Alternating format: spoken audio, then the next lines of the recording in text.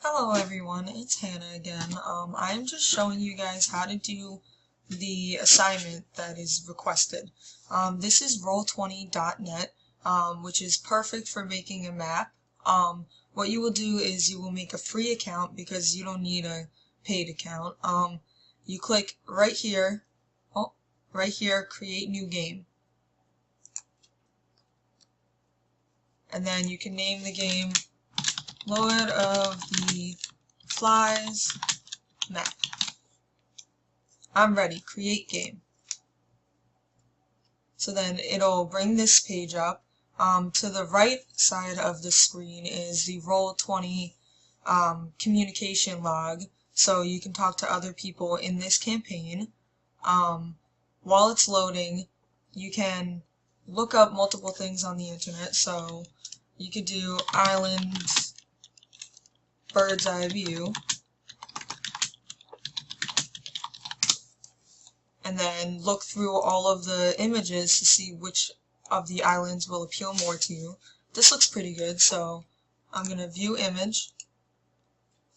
I'm going to save image as, and then it's already loaded on, but I'm going to save it anyways. And then once you go back to the Lord of the Flies map, you're going to come across a blank slate. So you can do whatever you want with it, and essentially you could just drag it on, and it's uploading, so you gotta wait a little bit. And then up here in this little corner is the zoom out function, so you can move the map around and place it wherever you want. I'm going to place it up in the corner and then expand it. That's about as good as it's going to get. And then since this is the map, you're going to right click, and right here it says layer, right here. So there's a token layer, which is where you would essentially put all the characters, and then there's a map layer. The map layer goes behind everything so that you can see all the little grids right here. So after you do that, you can't move it. It's behind everything, so it's the background. And then we're going to look up other things such as the plane, because that's what happens in the beginning of the book to have them do that.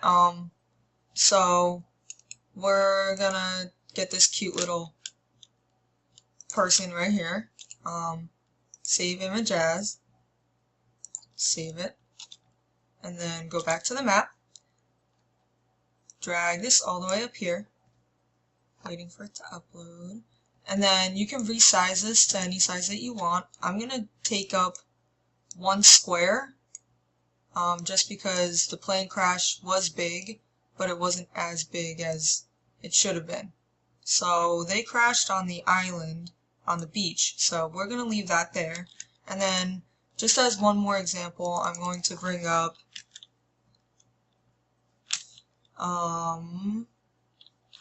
Piggy, Lord of the Flies.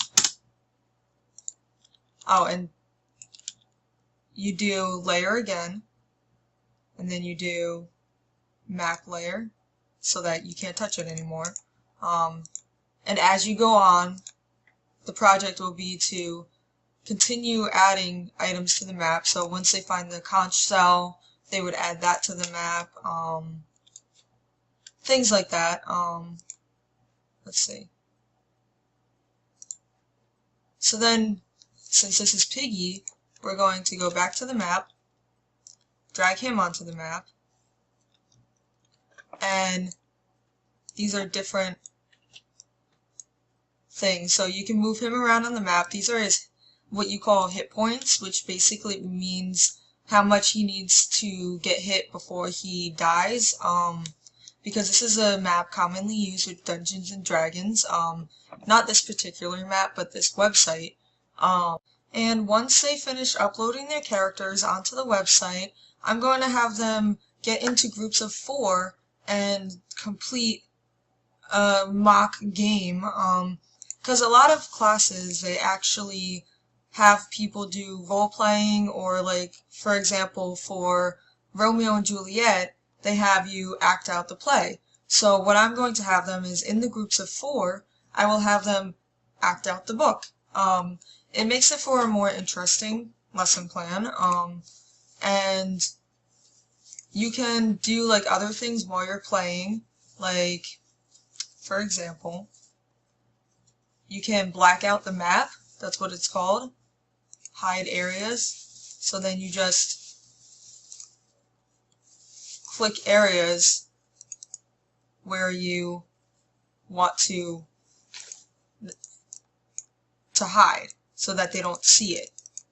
And there are a bunch of other useful things on this map, such as, well, you can zoom in, so if the images get too small for you, you can zoom in, so people who are, say, hard of hearing or disabled, it's easier for them to view so that you can teach a lesson plan and it appeals to a bunch of different types of people. And once you are here, down here in the little communications box, you can type any comment you would like. So you can type, "Great job, everyone," to kind of reinforce how great they're doing. Here it says that I'm the GM, which basically the GM is the game master, so it's whoever created this particular map. And there's different pages that you can do. Up here it says page toolbar, so you can create a new page and drag it whichever way you want. So we're gonna go there, and I'm gonna upload Lord of the Flies. Just a book from Lord of the Flies. Let's see. We're going to pick this one.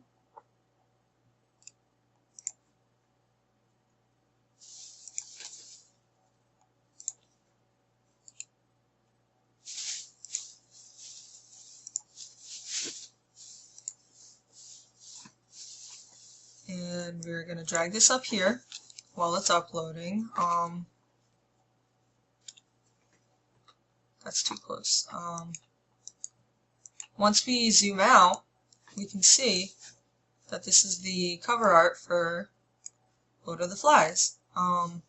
It's a great thing to have, and since this is way too large, we can resize it to make it as big as or small as we want.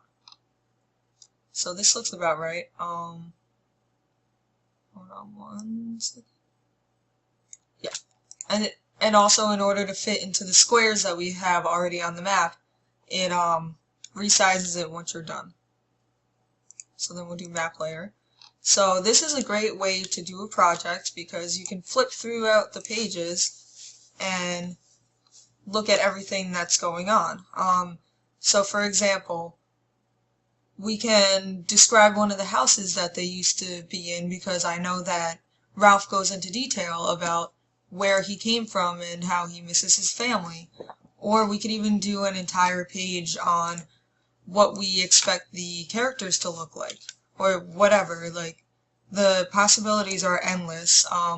That's just particularly what I am doing with this project. Yeah, as you can see, I want them to read pages 1 to 66, or the first 2 chapters from the PDF, which was on the first page. And basically I want them to make their own Roll20 website. The map depicts their interpretation of the layout of the island in the book. Again, everything's going to be different, and if people think that they're not very artistic, this is a great way to get away from it, because I don't find myself artistic, but I just was able to create a real quick project, and that's what I would like the kids to do outside of the classroom. And also, in addition to that, I would like students to be able to textually represent at least one aspect of the map. So, say you wanted to explain the plane crash, for example. So then they would find something that says that they landed on the beach or something, just so that, like, it's a way to incorporate everything and still meet with the standards of the New Jersey Department of Education. And yeah, that's about it. And once they complete the map, there is a share aspect on the map. You can also go to Roll20 and join maps. So Roll20.net, join a game. You click I agree, and then you type whatever the name of the map is. So if they titled it Lord of the Flies map, it'll show up right here, and you will be able to find all the maps that your students created.